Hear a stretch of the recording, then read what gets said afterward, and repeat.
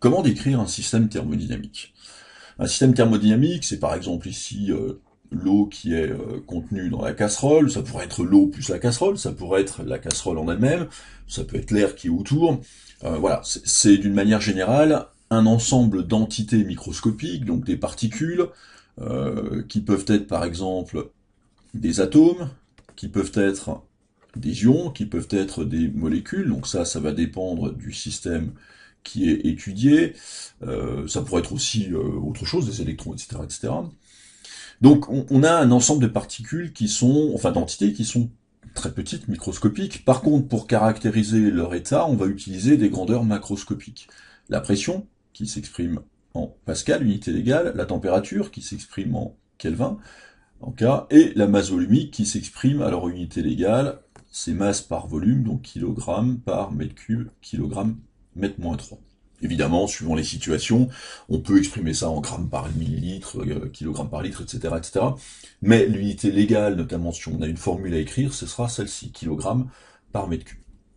Alors pourquoi est-ce qu'on exprime l'état par des grandeurs macroscopiques? Eh bien parce que on est incapable de mesurer des grandeurs liées aux particules microscopiques. Si je reprends l'animation qu'on a vue dans la première vidéo, vous voyez, j'ai des molécules, j'en ai toujours un ensemble assez énorme. Hein. Une mole, c'est 6,02 10 puissance 23 entités, ça en fait une quantité énorme. Si je voulais connaître les grandeurs microscopiques, ce serait par exemple la vitesse de chacune de ces molécules pour connaître son énergie cinétique, de chacune de ces entités. C'est bien sûr impossible. Tout ce qu'on est capable de mesurer, ce sont les grandeurs macroscopiques, pardon, excusez-moi. La température et la pression. Comme vu dans la première vidéo, donc la pression est liée au nombre de chocs ou rebonds qu'il y a sur les parois ici qui contiennent le gaz. Donc par exemple ici, j'en mesure sur 10 picosecondes 137, 347 kPa. Je vais par exemple réduire le volume, je monte la pression, et je vais constater que le nombre de collisions augmente. Alors c'est bien sûr pas une démonstration, c'est une illustration. Plus il y a de choc ou collision, plus la pression sera grande. Je vais reprendre un volume un peu plus grand. La température, elle, est liée à l'état d'agitation des entités qui composent le gaz. Si je chauffe un petit peu, eh bien je vais voir que ces entités vont s'animer, elles vont aller un petit peu plus vite, et donc une agitation supplémentaire, supérieure, se caractérise par une température supérieure, une température plus grande. Alors bien évidemment, vous allez constater que la pression est augmentée aussi. C'est évident, hein, parce que si les molécules vont plus vite, eh bien il y a plus de chances qu'elles choquent les parois, qu'elles rebondissent sur les parois, elles rebondissent d'ailleurs avec une force supérieure, donc tout ça va augmenter la pression. N'oubliez pas que les grandeurs macroscopiques sont liées entre elles. Pression et température sont liées. Donc on verra une formule qui nous permettra de lier l'une à l'autre. Alors, donc il existe un lien entre des grandeurs macroscopiques et le monde microscopique. Donc température, grandeur microscopique est liée à l'état d'agitation, donc de manière schématique, à l'énergie cinétique des entités, et la pression est liée au choc, ou rebond, si vous préférez rebond, des entités sur les parois du système. C'est ce qui est schématisé ici, à côté, sur les trois petits dessins qui sont représentés ici. On a vu en manipulant l'animation tout à l'heure qu'il y avait un lien entre les grandeurs macroscopiques, notamment entre la pression et le volume. Hein. Quand je faisais varier le volume, je faisais varier la pression. Quand je fais varier la température, je fais varier la pression également. Quel est ce lien? Eh bien, c'est ce qu'on va décrire ici dans ce qu'on appelle le modèle du gaz parfait. Ce modèle du gaz parfait, il est, enfin, on va le décrire ici, on va essayer de l'illustrer, évidemment, on va pas le démontrer, à partir de l'animation vue précédemment et du document numéro 1. Alors, le document numéro 1, le voici, donc sur le modèle gaz parfait. Je vous propose donc d'ouvrir l'animation, de régler les paramètres qui sont notés ici, et de répondre aux trois premières questions qui sont là. Et puis je vous propose donc de faire pause sur cette vidéo, et puis de revenir pour la correction immédiatement après. Eh bien allons-y, on ouvre l'animation, on place ici le nombre de particules voulues, donc 100 particules légères. On va refroidir un petit peu le milieu pour atterrir arriver à une température de 100 K à peu près. Oups, pardon, 100 K. Je vais mettre ici la mesure de la largeur, donc j'ai à peu près 10 nanomètres. Je vais essayer de me mettre à peu près, un peu plus précisément, pardon, à 10. Voici, et donc j'ai une pression ici qui est de 394 kPa. La question était donc comment évoluait la pression quand je changeais la température. Donc par exemple, je pars d'une pression à 100 K qui est de 394 kPa, pardon, et puis je vais mesurer la pression quand je vais monter à 200 Kelvin. Eh bien, on va chauffer, on remonte jusqu'à 200, le plus précisément possible, allez, à peu près, ouais.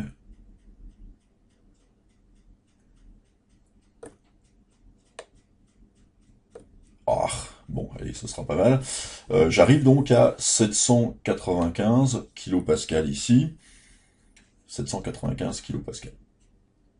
795 kPa. Alors, comment évolue la température?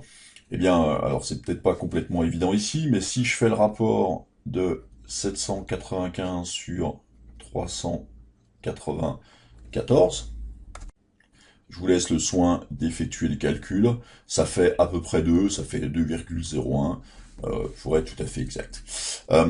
Donc, quelle est la conclusion ici? Eh bien, si la température est multipliée par 2, la conséquence, c'est que la pression est multipliée par 2. Donc, qu'est-ce que ça veut dire? Eh bien, ça veut dire que la pression est proportionnelle à la température. Donc, il y a un lien de proportionnalité entre les deux. Donc, un coefficient A ou un coefficient K, comme vous voulez. Si j'augmente le nombre de particules jusqu'à 200, comment évolue la pression? Eh bien, il suffit ici d'ajouter des pressions, donc là, des particules, pardon. Je passe de 795 à 1590. Alors évidemment, c'est une animation, hein, le calcul est tout à fait théorique, hein, mais il est basé sur le modèle. Donc, eh bien, cette fois-ci, la pression finale est de 1590 kPa. Et donc on voit bien ici que si n est multiplié par 2, ben on voit bien que 1590 c'est bien le double de 795, enfin à peu près, et bien si on multiplie le nombre de particules par 2, et bien la pression va être multipliée par 2. Qu'est-ce que ça veut dire? Eh bien ça veut dire que simplement la pression est proportionnelle à la quantité de matière. P est égal à 1 fois n. Alors je mets un indice 1 ici parce que évidemment c'est pas le même coefficient de proportionnalité que ici. Bien évidemment, ici on considère que la température elle est constante. Et j'ai gardé le volume qui est constant. Quand j'ai fait ça, j'ai gardé le volume constant et la quantité de matière constante. Diminuer le volume de moitié, comment évolue la pression? Eh bien, diminuer le volume de moitié sur l'animation revient ici à abaisser la longueur de ma petite cuve de 5 nanomètres, de 10 nanomètres pardon, vers 5 nanomètres à peu près. Qu'est-ce qu'on constate? Eh bien que la pression monte à 3151, c'est-à-dire qu'elle est à nouveau doublée. Donc ici, si V est divisé par 2, donc la pression va donner, excusez-moi, 3151 kPa. 3151 kPa, elle est donc doublée. Donc qu'est-ce que ça veut dire? Ça veut dire que si le volume est divisé par 2, la pression, elle est multipliée par 2. Et donc ça, qu'est-ce que ça veut dire? Ça veut dire que pression et volume sont inversement proportionnels. L'inverse proportionnalité, c'est ceci. P est égal à A sur V3 est inversement proportionnel à V. Hein. Ça veut dire que V va être au dénominateur ici. Si V est multiplié par 2, je multiplie le dénominateur par 2, le résultat est bien sûr divisé par 2, et vice-versa. À nouveau, un coefficient A3 qui est là. Petite remarque, ça c'est une loi que vous connaissez bien, si je passe V de l'autre côté, eh bien je vais obtenir que P fois V est égal à une constante, ce qui était la loi de Mariotte que vous avez vue l'an dernier. Alors concrètement, si je regarde tout ce que j'ai écrit ici et que j'en fais le bilan, quelle serait la loi qui justifierait tout ça, qui me prendrait en fait en compte les trois choses que j'ai écrites ici, qui sont que PV est égal à une constante, que P est égal à une constante fois N, et que P est égal à une constante fois T. Eh bien, je vous laisse réfléchir quelques instants ici à cette question. Faites pause sur la vidéo et puis on regarde le corriger immédiatement. Alors, il est évident que du côté gauche de l'égalité, on va avoir P fois V. Donc déjà, P fois T est à éliminer, parce que celle-là, ça voudrait dire que P est proportionnel à V. Donc si tout est constant, ça veut donc dire que P est égal à une constante fois V. Alors évidemment, ça sous-entendrait que je bascule la température de ce côté-là. Là, ça voudrait dire que P est inversement proportionnel à la température. Pas possible. Ici, j'ai bien mon PV qui est de ce côté-là. Par contre, j'ai également une inverse proportionnalité à la température. La température n'est pas au numérateur, mais elle est au dénominateur. Donc ça, c'est pas bon. Et puis celle-là n'est pas bonne non plus, puisque j'ai mon N qui est au dénominateur, donc P n'est pas inversement proportionnel à N. On a vu que P était proportionnel à N. Donc quelle est la loi que je vais conserver? Eh bien, c'est la loi qui est ici. PV est égal à nRT. Et c'est ce qui va constituer ma loi des gaz parfaits. Je vous propose de noter ça dans le cours. Les grandeurs macroscopiques décrivant les lois, décrivant les gaz parfaits, suivent la loi suivante, qui est donc pression fois volume est égal à la quantité de matière multipliée par R, constante des gaz parfaits multipliée par T. Alors attention aux différentes grandeurs ici. La pression, c'est bien des pascals. Le volume, c'est bien des mètres cubes. N, ce sont des moles. La température sera en Kelvin. Et donc R, ici, donc c'est une constante qui a été calculée, qu'on appelle la constante des gaz parfaits. Et donc sa valeur, R, vaut 8,314. Alors il me semble pas utile de la prendre par cœur. 8,314, alors c'est des unités du système international, on l'écrit souvent comme ça quand on ne veut pas décrire les unités, mais si on veut que ce soit homogène, eh bien vous pouvez regarder, hein, faites le calcul, on verra que ce sont des mol moins 1, Kelvin moins 1, Pascal, mètre cube. Voilà. Faites le petit calcul avec les grandeurs, vous trouverez ça, de manière très très simple. Alors, le gaz parfait, c'est bien sûr un modèle qui est tout à fait théorique. Hein. Et si on regarde l'activité, le gaz parfait est décrit en bas, c'est la dernière question. On considère que les molécules sont très éloignées les unes des autres, qu'il n'y a pas d'interaction entre les molécules, autre que celles ayant lieu au cours des chocs. Le volume est négligé devant celui occupé par le gaz. Alors évidemment, quand on regarde ça ici, dans le cas qui est là, on ne peut pas négliger le volume des entités par rapport au volume du gaz, hein, c'est quasiment impossible. Donc là, on est sur quelque chose de tout à fait théorique. De la même manière, elles passent quand même relativement près les unes des autres. Ça, il est impensable de dire et de penser qu'il n'y aura pas d'interaction entre ces particules.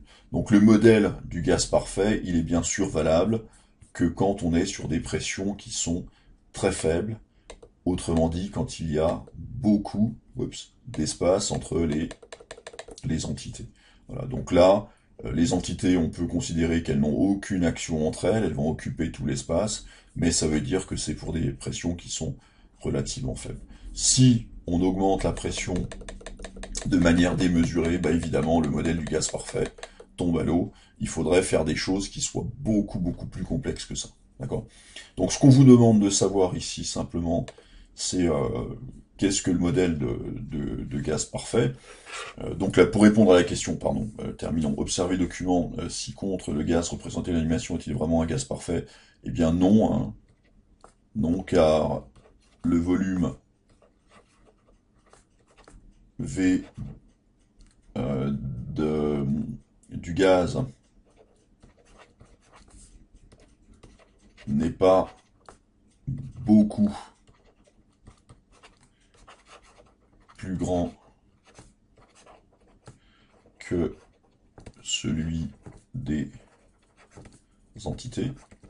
Donc, par exemple, quels paramètres faudrait-il modifier? Eh bien, il faudrait augmenter le volume ou diminuer la pression, ce qui revient au même puisque les deux sont liés l'un à l'autre. Okay, donc là, on voit clairement que notre gaz n'est pas parfait. Donc simplement, ce qu'on vous demande de savoir, c'est ce qu'est un gaz parfait, grosso modo, connaître la relation ici, et puis savoir que lorsque la pression du gaz devient trop grande, eh bien les interactions entre les entités de gaz ne sont plus négligeables.